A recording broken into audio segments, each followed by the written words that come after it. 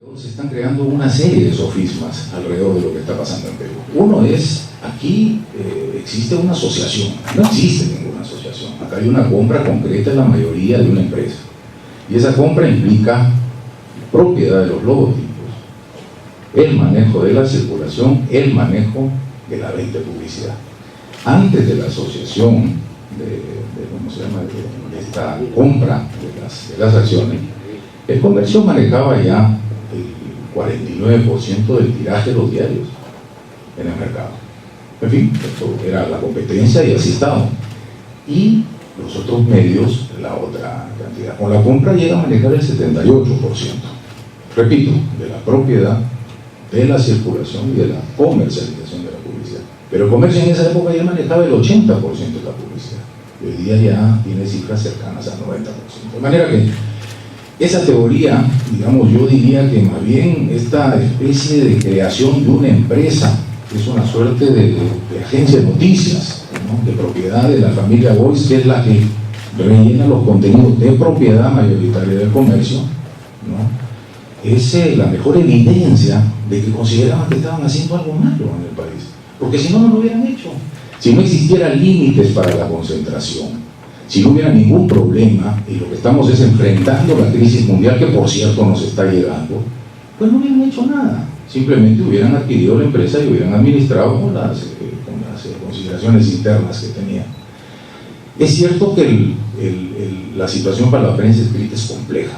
De hecho, el inicio de todo esto es las largas conversaciones que sostuvimos a lo largo de un año con Lucho Aboy, porque la competencia era tan compleja que necesitábamos una suerte de alianza. Y esa alianza, que nosotros bosquejamos y que se frustró en último minuto, pues llegaba a que nuestros dos grupos empresariales tuvieran el manejo de casi el 46% del mercado diario, menos de lo que tenía en aquel momento, y el comercio, que ejercía una posición dominante en ese momento. Hablo previo a la compra, Martín menciona si existe concentración de medios, ¿cómo medirlo, no? ¿Cómo medirlo? John dice, ¿cómo medirlo? Bueno, es muy fácil, o sea, hay un sinnúmero de variables.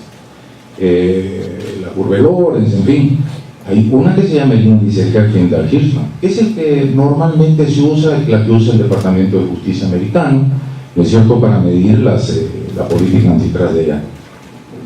En ese índice dice que, digamos, cuando el mercado supera los 2.500, el índice es altamente concentrado y es peligrosísimo. ¿Quieren saber qué pasa en Perú? En Perú, ¿no es cierto?, tras la compra, el promedio nacional es de casi 6.000 en el caso del comercio. Y llega a índices cercanos a 7.000 en Lima y 8.000 en la región centro.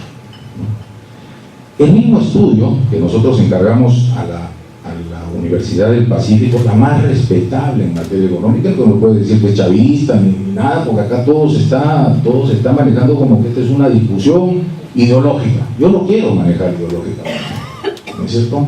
Yo quiero manejarla desde la estructura de mercado, desde mi perspectiva.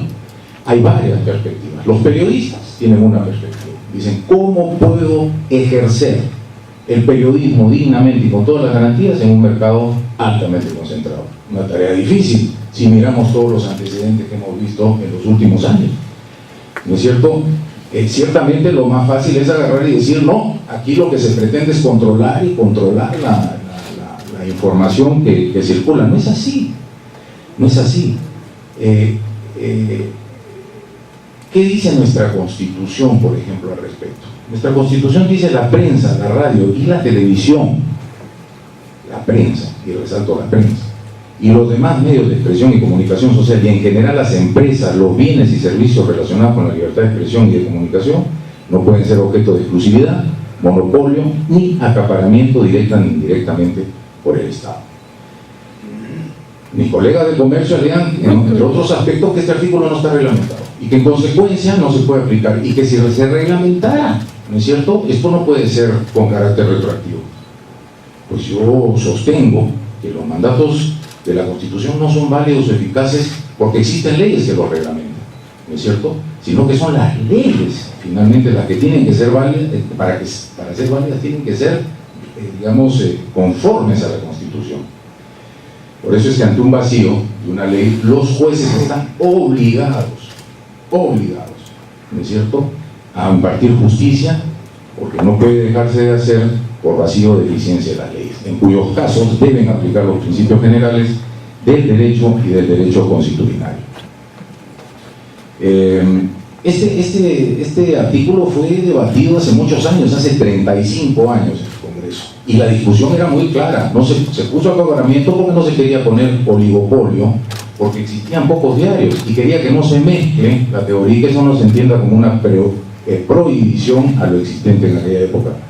Es fácil, basta ir al libro de debates del Congreso y se darán cuenta a qué se querían referir con acaparamiento. Ya han mencionado que es lo que precisa el Sistema Interamericano de Derechos Humanos.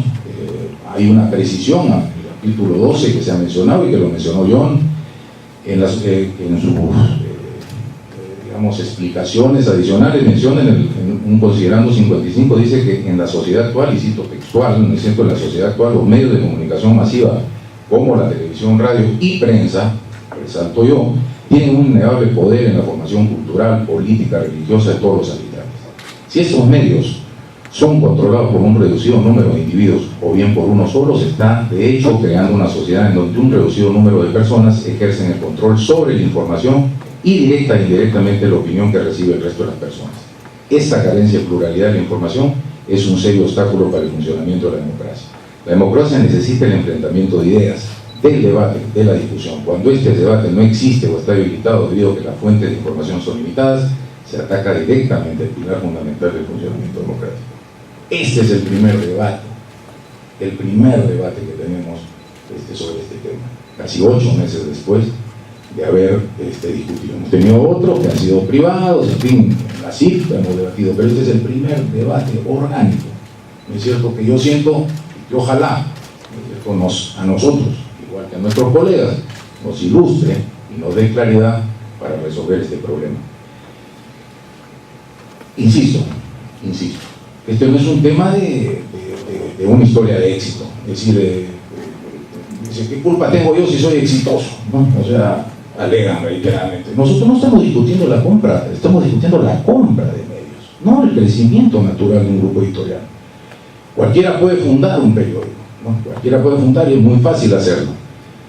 Voy a pedir 2 minutitos más, por favor, con la venia de mi colega, si es posible. Gracias. Es muy fácil hacerlo, pero ¿por qué compraron entonces el diario Gestión hace 7 años? Por 1,5 millones. Porque compraron el Prensa en lugar de lanzar otros periódicos y competir con ellos. La adquisición, insisto, hace materialmente imposible la competencia en el sector, y quiero resaltar que somos buenos competidores. Nuestro diario subió 20% de su lectoría en los últimos 5 años, mientras que nuestro competidor, el Comercio, perdió 14%. No es malo considerando que tenemos 40 años frente a 175 de nuestros colegas. Tenemos una web sumamente exitosa, de manera que competir sabemos.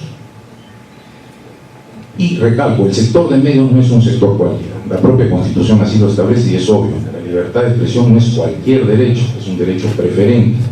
Y por eso es que existe una relatoría de la Comisión Interamericana de Derechos Humanos, donde creo que se va a llevar a cabo este lunes una audiencia a propósito de este tema.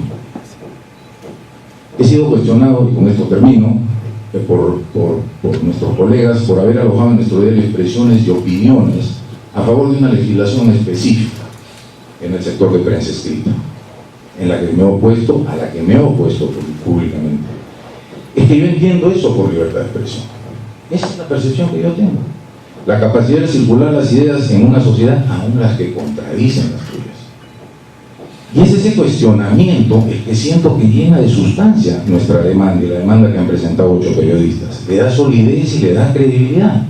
No es casual que en el último informe del Departamento de Estado americano, que consignaba la compra en cuestión en el capítulo de Derechos Humanos, no haya recibido una sola línea en ninguno de los medios concentrados. En ese sentido, vino compartiendo la frase de George Orwell que dice: periodismo es publicar lo que alguien no quiere que publiques. Todo lo demás son relaciones públicas. Muchas gracias.